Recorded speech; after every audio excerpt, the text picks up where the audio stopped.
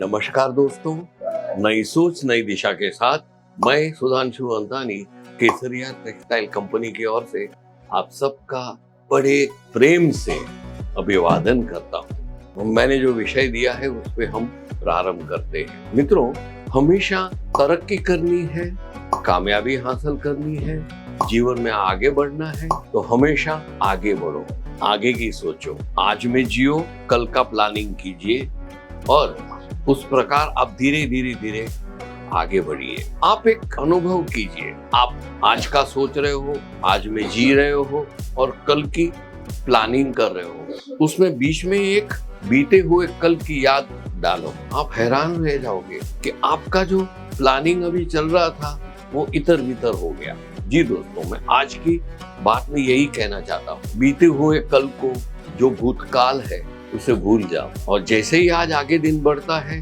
तो पीछे का घंटा भी, एक घंटे पहले आप क्या कर रहे थे वो भी भूतकाल हो गया, उससे भी भूलते जाओ और आगे बढ़ो। इससे मुझे एक कहानी याद आई, छोटी सी कहानी है लेकिन बहुत मजे की कहानी है, आपको भी उससे कुछ बोध मिलेगा। तो कहानी कुछ ऐसे है कि दो स्वामी जी थे, एक उम्र में थोड़े बुजुर्ग थे और दूसरे छोटे थे। ये एक गुरुजी के पास एक मठ में रहते थे और सारा दिन अपना ज्ञान बांटते थे और जब भूख लगती थी तो इधर उधर हाथ पैर मार के कहीं से फल इत्यादि या कोई उसको खाना दे दे, कोई लोग वहां से निकले हैं, थोड़ा खिला दिया तो खा लिया और इनका जीवन व्यतीत होता था। ऐसे ही इनके दिन चलते थे। ये एक रोज की बात है, दोनों स्वामी जी जंगल में निकले थे, कुछ फल इत्यादि मिल जाए तो खा के पेड़ के नीचे सो के और फिर दोपहर के बाद कहीं पे उनको अपने ज्ञान बांटने के लिए जाना था, तब तक पहुंच जाएंगे। वो जंगल में गुजरते गुजरते निकले, बीच में एक बहुत बड़ी नदी आई। उनकी नजर पड़ी कि उनके दाएं हाथ पे दूर एक सुंदर सी कन्या खड़ी थी, बहुत स्वरूपवान थी, कपड़ों में भी लाजवाब गहने कपड़े सब पहने हुए थे और वो एकदम सुखी खानदान की बहुत ही बड़ी रईस बाप की बेटी लग रही थी। ये लोग ने उनके सामने देखा, लेकिन इसमें एक प्रॉब्लम था, ये लड़की घबराई हुई थी, सहमी हुई थी, ये लड़की रो रही थी। छोटे स्वामी जी थे दोनों में से, जो उम्र में छोटे थे, अनुभव में भी छोटे थे। वो सीधा गए वो मैडम के पास और लड़की को पूछा, क्या हुआ बहन, क्यों इतनी व्यतीत है, क्यों इतनी घबराई हुई, रो रही है, क्यों सहमी हुई है? वो कन्या ने बताया कि मैं है ना, ये नदी के उस पार जो राज्य है ना, उधर के राजा की राजकुमारी हूँ। मैं इस तरफ आ गई थी, अभी मेरे को वापस जाना है, नदी के उस पार मेरा महल है, मेरे को जाना है, लेकिन नदी पार कैसे करूँ? न तो मुझे तैरना आता है, नहीं या तो कोई होड़ी वोड़ी दिखती है कि मुझे उसमें बैठ के सैर करके चली जाऊं। मैं क्या करूं, मेरे को समझ में नहीं आ रहा था और मैं अभी देर हो गई है तो मेरे माँ बाप भी चिंतित होंगे कि ये गई किधर।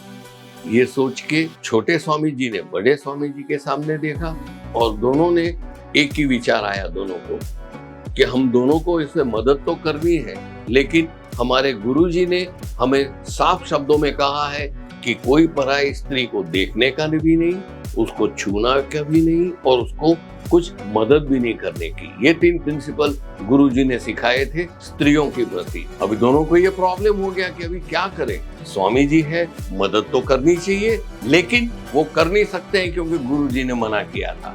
बड़े स्वामी जी ने बोला कि तू है ना, बिल्कुल उसको मदद नहीं करेगा, गुरुजी की बात याद रखना। फिर भी जो छोटे स्वामी जी थे, उन्होंने वो राजकुमारी को अपने कंधे में बिठा के नदी को पार करा के उस पार छोड़ के आया और फिर तैर के वापस आया।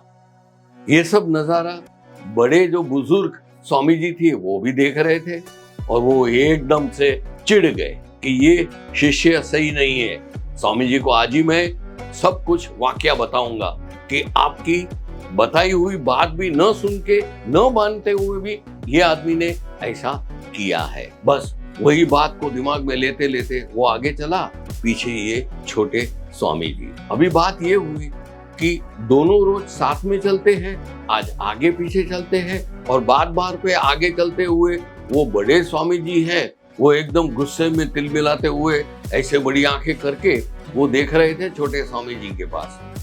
देख, तूने ये गलती किया है, तेरे को सजा मिलेगी, आज मैं तेरी बात सब गुरुजी को बता दूंगा, ये करूंगा। वो ऐसा मन में सोचते सोचते वो आगे जा रहा था। पीछे स्वामी जी थे, छोटे स्वामी जी एकदम रिलैक्स थे, उसके दिमाग में कोई नहीं, वो एकदम शांत थे। और वो पीछे, वो आगे, ऐसे करते करते अपने गुरुकुल पहुंचे। गुरुकुल जाते ही वो आश्रम में पहुंचे और तुरंत वो बड़े स्वामी जी ने गुरुजी किधर है, गुरुजी किधर है, ऐसा करके उनको ढूंढने लगे। लेकिन खाने का वक्त हुआ, तब फ्रेश होके खाना खाने सब शिष्य बैठे, तब गुरुजी आके बैठे। अभी खाना शुरू ही हो रहा था, इतने में ये बड़े स्वामी जी ने छोटे स्वामी की चुगली करना शुरू किया। अरे स्वामी जी, आपको मालूम, गुरुजी आपको मालूम नहीं है, इसने ऐसा किया, इसने ऐसा किया, आपके मना करने में भी उसने वो कन्या को छुआ और उसको कंधे पे लेके नदी पार कराई, ये वो दुनिया भर की बातें बताने लगा। 10-15 मिनट ये जब बोलने का बंद किया ना, तब गुरुजी के चेहरे पे स्मित आई। उसने हंसते हंसते बोला, ठीक है।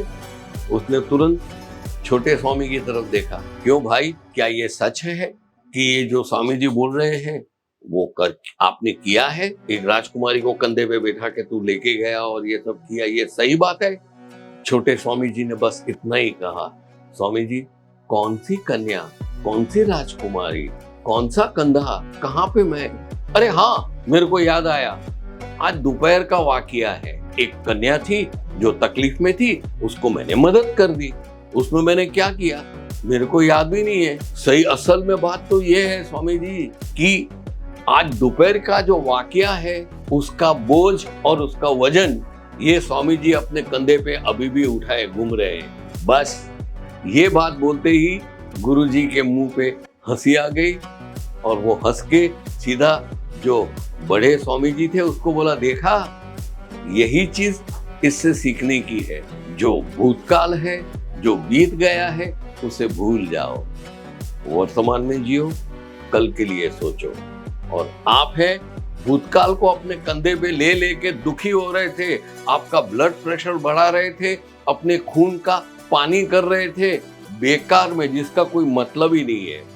जो बीत चुका है, जो हो चुका है, उसे भूल जाओ।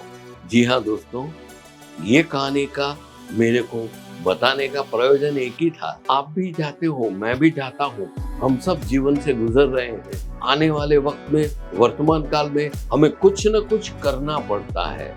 हो सकता है वो हमारी गलती हो, लेकिन वो संजोगों में हमने क्या किया, हमने कर दिया। जैसे ही भूतकाल हुआ उसको भूल जाओ, आगे बढ़ो। बस दोस्तों, आज का वीडियो मैं यहीं खत्म करता हूँ, एक ही बात से, अगर प्रगति करनी है, कामयाब होना है, भूतकाल को भूल के वर्तमान में जियो और आने वाले कल का प्लानिंग कीजिए, आयोजन कीजिए कि कल मैं क्या करूंगा।